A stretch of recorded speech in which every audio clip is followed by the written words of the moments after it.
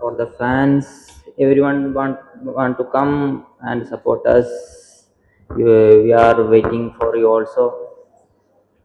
Yeah, that's it. Let's see if all of you don't cut, as Manolo said last week, let's see if all of you don't cut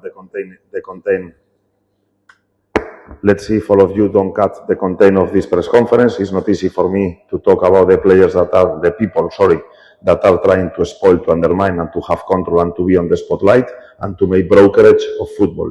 These people should be removed from any area of influence of this club. Thank you. নমস্কার দর্শক বন্ধুরা, আপনাদের সকলকে স্বাগত জানাচ্ছি রেফ sports বাংলার এক নতুন উপস্থাপনাতে। আমি সোমনাথ এবং এই মুহূর্তে দাঁড়িয়েছি যুব ভারতীর ঠিক বাইরে। এবং আজকে ইস্ট বেঙ্গল বনাম পাঞ্জাব এফসি ম্যাচের যে প্রেস কনফারেন্স সেটা কিন্তু হয়ে গেল কিছুক্ষণ আগে। এবং অস্কার ব্রুজন, আমরা হয়তো ফাইনালি বলতে পারি যে অস্কার ব্রুজন এমন একজন কোচ, থাকে না কিছু কোচ যাদের প্রেস কনফারেন্স শোনার জন্য সবাই মুখিয়ে থাকে, আমরা কিন্তু অস্কার ব্রুজনকে এখন সেই ক্যাটাগরিতেই কোথাও না কোথাও রাখতে পারি। সবসময় কিন্তু তিনি ভোকাল হয় তার ফিলোসফি নিয়ে বা তার যে চিন্তা ভাবনা নিয়ে, সেটা কিন্তু তিনি জানিয়ে দেন। খুব কম কিন্তু তিনি কথা চেপে রাখেন এবং এটাই হয়তো কোথাও না কোথাও অস্কার ব্রুজনকে আলাদা বানায় বাকি প্রত্যেকটা কোচের থেকে। এবং অবশ্যই যেরকম কথা সেরকমই কিন্তু কাজ। ইস্ট বেঙ্গলে এই মরশুমে যা পারফরমেন্স, সেটা কিন্তু অস্কার ব্রুজনও এই যে পুরো পারফরমেন্সের পিছনে যে দায়ী, সেটা কিন্তু অবশ্যই এই অস্কার ব্রুজনই। তার ছোঁয়াতেই কিন্তু ইস্ট বেঙ্গলের যে দলটা সেটা পাল্টে গেছে এবং লিগ শীর্ষে কিন্তু এখন আছে ইস্ট বেঙ্গল। এবং টু বি ফ্র্যাঙ্কলি স্পিকিং, এই যদি আমরা পুরো স্ট্যাটিস্টিক্যালি কথা বলি, এখন কিন্তু আইএসএল জেতার অন্যতম ফেভারিট এই ইস্ট বেঙ্গল। এবং অবশ্যই হাতে 3 ম্যাচ আছে, কিন্তু গতকালের যে মোহনবাগান এফসি গোয়া ম্যাচটা ড্র হয়েছে, সেই ম্যাচটা ড্র হওয়ার ফলে কিন্তু ইস্ট বেঙ্গল যদি নেক্সট দুটো গেম জিতে যায়, পাঞ্জাব এফসির বিরুদ্ধে আগামীকালের ম্যাচ এবং তারপরে ডার্বি, তাহলেই কিন্তু সার্টেন হয়ে যাবে যে ইস্ট বেঙ্গল এই বছর আইএসএল জেতার কিন্তু একটা চান্স আছে। এবং আজকে প্রেস কনফারেন্সে কিন্তু বেশ ইন্টারেস্টিং কিছু কথা হলো। আপনারা জানেন গত প্রেস কনফারেন্সে অস্কার ব্রুজন বলে গেছিলেন যে এই বছর ইস্ট বেঙ্গলে তার এটা শেষ মরশুম। এবং পাশাপাশি যদি কথা বলতে হয়, আগের প্রেস কনফারেন্সে কিন্তু তিনি বেশ কিছু কথা বলেছে যেগুলো নিয়ে কন্ট্রোভার্সিস হয়েছে, বাট আজকের প্রেস কনফারেন্সও কিন্তু খুব একটা আলাদা কিছু না। অবশ্যই পাঞ্জাব ম্যাচ নিয়ে তার কি প্রতিক্রিয়া, তার কি এক্সপেকটেশন, সব কিছু বলেছেন, কিন্তু সব থেকে বড় যেই জিনিসটা তিনি বলেছেন সেটা কিন্তু বলেছেন যে ক্লাবে যে প্রাক্তন প্লেয়াররা থাকে, অবশ্যই আপনারা সেই বাইট শুনেছেন নানান চ্যানেলসে, সোশ্যাল মিডিয়াতে, তারা কিন্তু ইস্ট বেঙ্গলের যে এই প্রোগ্রেসটা সেটাকে কোথাও না কোথাও আটকে দেয়। যখন দল ভালো পারফরমেন্স করে তখন কিন্তু এমন কিছু কথা তারা বলে, বা দল যদি একটা ম্যাচ খারাপ খেলে তাহলে যেসব কথা তারা বলে সেটা কিন্তু ডাইরেক্টলি প্রভাব পড়ে দলের উপরে। কারণ সেই সব কথা শুনে অবশ্যই অনেক সমর্থকরা আছে, অনেক অডিয়েন্সরা আছে, তারা কিন্তু অন্যটা ভাবতে পারে যে দলে হয়তো সবকিছু ঠিকঠাক চলছে না। এবং এই সব জিনিস বুঝেই কিন্তু কোচ বললেন যে তারা কিন্তু সরাসরি ক্লাবের ভালো চাইছেন এবং ইস্ট বেঙ্গল যে এত বছর ট্রফি জেতেনি সেটার কিন্তু একটা দায় কোথাও না কোথাও তাদেরও আছে। এবং তিনি কিন্তু মানে কিছু হোল্ড করেনি, no holding back from Oscar Bruzon. তিনি কিন্তু ডাইরেক্টলি বলতে পারেন যে এই জিনিসটা বললেন, নাম তুলে তুলে রহিম নবী, অ্যালভিটো ডি কুনহা, পাশাপাশি যদি আমরা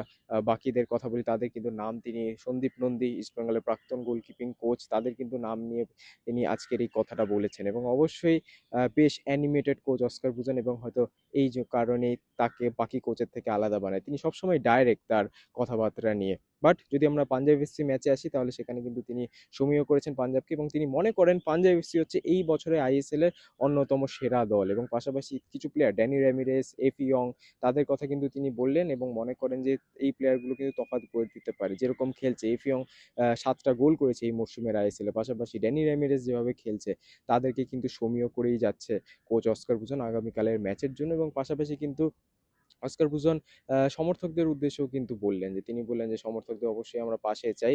এবং পাশাপাশি বিষ্ণুকে নিয়ে কিন্তু একটা আলাদা কথা বললেন যে বিষ্ণু, আমি মনে করি বিষ্ণুর কিন্তু জাতীয় দলে চান্স পাওয়া উচিত। কেন, বেশ কিছু সিজন ধরে যে বিষ্ণু কনসিস্টেন্টলি পারফর্ম করে আছে এবং এই বছর বিষ্ণু একটা নতুন রোলে খেলছে। আপনারা জানেন এটা উইং ব্যাক পজিশনে খেলছে, যেখানে উপর নিচ কিন্তু 90 মিনিট ধরে করতে হচ্ছে বিষ্ণুকে। এবং এই নতুন রোলে অস্কার ব্রুজনই কিন্তু বিষ্ণুকে প্রথম ট্রাই করেছে এবং সেটার কিন্তু ক্লিয়ার রেজাল্টসও দেখতে পাচ্ছি ইস্ট বেঙ্গল। এবং এই জিনিসটা নিয়ে বললেন যে আমি মনে করি যে বিষ্ণু এই মুহূর্তে এই উইং পজিশনের দিক থেকে ইন্ডিয়ার one of the best player এবং খুব শীঘ্রই তাকে কিন্তু জাতীয় দলে ডাকা উচিত। তার মধ্যে কিন্তু সেই পোটেনশিয়াল আছে এবং ইস্ট বেঙ্গলের কিন্তু একটা দীর্ঘময়ী কন্ট্রাক্ট করা উচিত এই বিষ্ণুর সাথে।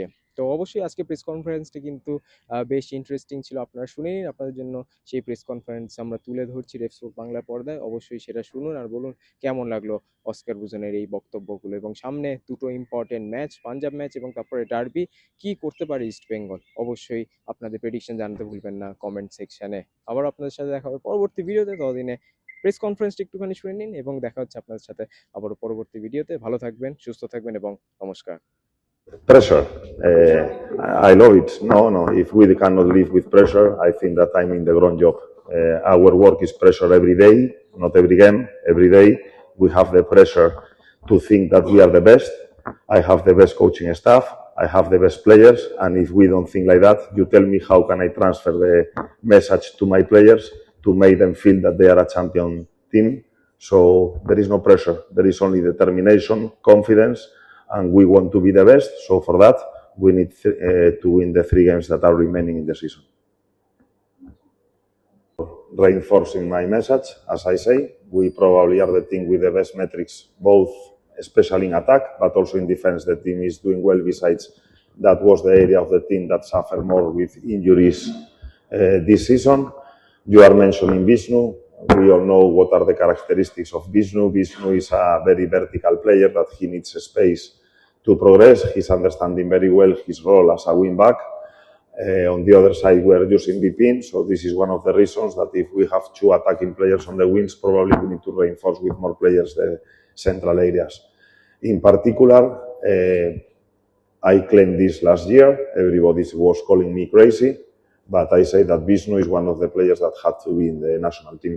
He showed it last year, and he's the coach of Punjab say that, and I'm gonna say the same. Vishnu for me is nowadays one of the best players in India on the wing sides. It's clearly that he's not a fullback, but you can use him in different positions as wing back, as left wing, and he's a player that in any given chance he can make a difference. So I think that East Bengal has been very smart to retain this player and to make a long-term contract with him. Thank you. And one final question, because this is The Kerala games match, there was here a revolution with go back, with 1 draw. So I'm gonna say my message quite clear. There is many people doing talks around the club that probably they don't want the success of the club.